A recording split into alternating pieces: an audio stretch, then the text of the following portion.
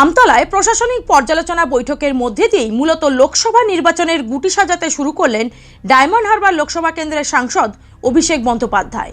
এদিন আমতলার একটি প্রেক্ষাগৃহে উদ্বোধনের পাশাপাশি প্রতিটি পঞ্চায়েত বিধানসভার সমস্ত আধিকারিক ও জনপ্রতিনিধিদের নিয়ে প্রশাসনিক পর্যালোচনা বৈঠক করেন।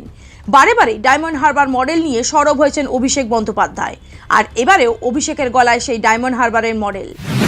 ডায়মন্ড হারবার লোকসভা কেন্দ্রের মধ্যে এখনো পর্যন্ত মোট 5,80,000 মহিলা লক্ষ্মীর ভান্ডার পেয়েছেন। এবং লক্ষ্মীর ভান্ডারে আপনারা শুনলে খুশি হবেন যে ডায়মন্ড হারবারে প্রায় 5,80,000 মহিলা এই মুহূর্তে খালি একটা লোকসভা কেন্দ্র থেকে লক্ষ্মীর ভান্ডার পাচ্ছে। তাতে কোনো রকম কোনো কেন্দ্রের সহায়তা নেই, পুরোটাই রাজ্যের উদ্যোগে, সহযোগিতায়, রাজ্য প্রশাসনের সহায়তায় আর্থিক সাহায্য তারা পাচ্ছে 5,80,000 মহিলা। এখনো পর্যন্ত 22,70,000 মানুষ খাদ্যসাথীর আওতাভুক্ত হয়েছেন। 22,70,000 জন খাদ্যসাথীর আওতায় বিনা পয়সায় বিনামূল্যে রেশন পাচ্ছে। মানবিক থেকে শুরু করে, কন্যাশ্রী থেকে শুরু করে, রূপশ্রী থেকে শুরু করে কোন বিধানসভায় কতজন পাচ্ছে তার একটা বিস্তারিত আলোচনা।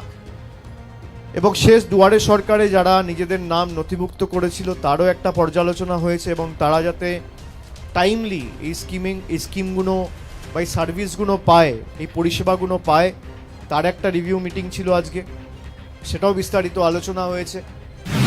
পাশাপাশি ইন্ডিয়া জোট নিয়েও মুখ খোলেন অভিষেক বন্দ্যোপাধ্যায়। দেখুন, ইন্ডিয়ার ভবিষ্যৎ কি, দেশের ভবিষ্যৎ কি, বিজেপির ভবিষ্যৎ কি, আর ইন্ডিয়া অ্যালায়েন্সের ভবিষ্যৎ কি আমিও বলতে পারবো না, আপনিও বলতে পারবেন না, বলবে সাধারণ মানুষ। গণতন্ত্রে এটাই রীতিনীতি, ঐতিহ্য। ইন্ডিয়া অ্যালায়েন্স নিয়ে বারে বারে আমাদের দলের যে অবস্থান, যদি সিট শেয়ারিং নাও হয়, মমতা বন্দ্যোপাধ্যায় বলেছে যে আমরা ইন্ডিয়া অ্যালায়েন্সকে সাপোর্ট করি, আমরা ইন্ডিয়া অ্যালায়েন্সে রয়েছি। সিট শেয়ারিং হয়নি, কার জন্য হয়নি এটা মানুষ দেখুক। আমরা তো চেয়েছিলাম যে সিট শেয়ারিং নিয়ে কথা হোক, আর ইন্ডিয়া অ্যালায়েন্স নিয়ে একটাই কোঅর্ডিনেশন কমিটির মিটিং ডাকা হয়েছিল। যেদিনকে মিটিং ডাকা হয়েছিল সেদিনকে আমাকে ইডি সামন দিয়ে, নোটিশ দিয়ে কলকাতায় ডেকে পাঠিয়েছিল, সেটাও আপনারা জানেন। সেই মিটিংয়ে আমার ইচ্ছা থাকার সত্ত্বেও আমি সশরীরে উপস্থিত হতে পারিনি। ইন্ডিয়া অ্যালায়েন্স কটা আসন পাবে, কোন আসনে কে লড়বে, কোথায় মানুষ কাকে জেতাবে, কোথায় মানুষ কাকে হারাবে, এটা আমিও বলতে পারবো না, আপনিও বলতে পারবেন না, মানুষ বলতে পারবে।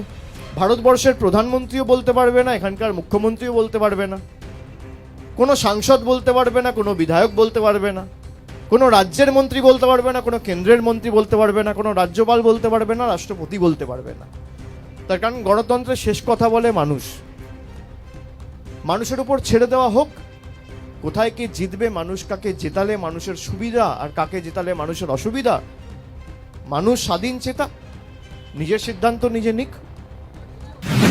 অন্যদিকে দক্ষিণ 24 পরগনায় একদিকে যখন শান্তনু ঠাকুর নির্বাচনের প্রচারে এসে এক সপ্তাহের মধ্যে সিএ চালু করার কথা বলেন, সেখানে অভিষেক বন্দ্যোপাধ্যায় সিএ নিয়ে জানান, শান্তনু ঠাকুরের নেতা, ভারতবর্ষের স্বরাষ্ট্রমন্ত্রী 3 মাস আগে বলেছিল যে নীতিশ কুমারের দরজা বিজেপির জন্য সারা জীবনের জন্য বন্ধ। তো যার নেতার কথার কোনো ঠিক নেই, তার নিজের কথার কি ঠিক ঠিকানা। আর সিএ তো পাস হয়েছে আপনার প্রায় 4 বছর হয়ে গেছে, 4.5 বছর হয়ে গেছে। 2019 সালের ডিসেম্বর মাসে, 5 বছর লাগে রুল ফ্রেম করতে। মানুষকে বোকা ভাবছে এরা। অন্যদিকে সন্দেশখালীতে শাহজাহান শেখের প্রসঙ্গেও এবার মুখ খোলেন অভিষেক। না, যা ঘটনা আমি যেটুকু সংবাদ মাধ্যমে দেখেছি এটা দুর্ভাগ্যজনক, কিন্তু যেটা আমাদের সরকারের তরফ থেকেও মুখ্যমন্ত্রী বলেছেন যে আপনি যদি লোকাল পুলিশের অ্যাসিস্ট্যান্স না চান তাহলে একটা কনফ্রন্টেশনের জায়গা তৈরি হতে পারে, তখন কিন্তু আপনি লোকাল পুলিশকে দায়ী করতে পারেন না যে পুলিশ জানে, পুলিশ জানতো। আমি ধরে নিলাম পিছন সংবাদ মাধ্যম ক্যামেরা নিয়ে পৌঁছে যাচ্ছে সন্দেশখালী, তার মানে কি? আমি কোনো ঘটনা সমর্থন করছি না, যেটা হয়েছে অত্যন্ত দুর্ভাগ্যজনক, না হলে অনভিপ্রেত, না হলেই ভালো হতো। কিন্তু কলকাতা থেকে 3 ঘন্টার রাস্তা, সেখানে আপনি 8টার সময় পৌঁছাচ্ছেন, এরকম না যে বেলা 11টায় সংবাদ মাধ্যম আসছে। আপনি 8টায় পৌঁছাচ্ছেন, 8টা বেজে 1 মিনিটে সংবাদ মাধ্যম পৌঁছাচ্ছে। মানে আপনি রেড করতে যাচ্ছেন, খবর সংবাদ মাধ্যমকে দিয়ে যাচ্ছেন, কিন্তু আপনি পুলিশ প্রশাসনকে দিচ্ছেন না। তার মানে আপনার উদ্দেশ্যটা কি? আমি এইটুকু প্রশ্ন খালি জিজ্ঞেস করতে চাই। যে আপনি কোথায় যাচ্ছেন কোথায় না যাচ্ছেন সংবাদ মাধ্যম জানবে কোত্থেকে? আর এই নিয়ে তো হাইকোর্টের অর্ডার রয়েছে, তো কন্টেম্পট হওয়া উচিত। যে ঘটনাটা ঘটেছে এটা না হলেই ভালো হতো, এবং ইডি যেখানে যাক ইডির প্রত্যেকটা জায়গায় যাওয়ার অধিকার আছে, রেড করার অধিকার আছে, কিন্তু আমরা প্রশ্নটা তুলছি তাদের ভূমিকায়, যে তারা নিরপেক্ষভাবে কাজ করছে না। যাদের বিরুদ্ধে অভিযোগ আছে, যাদেরকে টিভির পর্দায় নির্লজ্জের মতো কাগজে মুড়িয়ে টাকা নিতে দেখা গেছে, তাদেরকে ইডি ডাকবে না, তার কারণ তারা বিজেপির ছত্রছায়ায় রয়েছে। আর যারা বিজেপির ছত্রছায়ায় নেই, যারা বিজেপির বিরুদ্ধে লড়াই করছে মাথা উঁচু করে, তাদের বিরুদ্ধে ইডি সিবিআই লেলিয়ে দেওয়া হচ্ছে কেন? তবে ডায়মন্ড হারবার লোকসভা কেন্দ্রের প্রার্থী নওশাদ সিদ্দিকীকে নিয়ে তিনি কোনোভাবেই চিন্তিত নয়, এমনটাও জানান তিনি।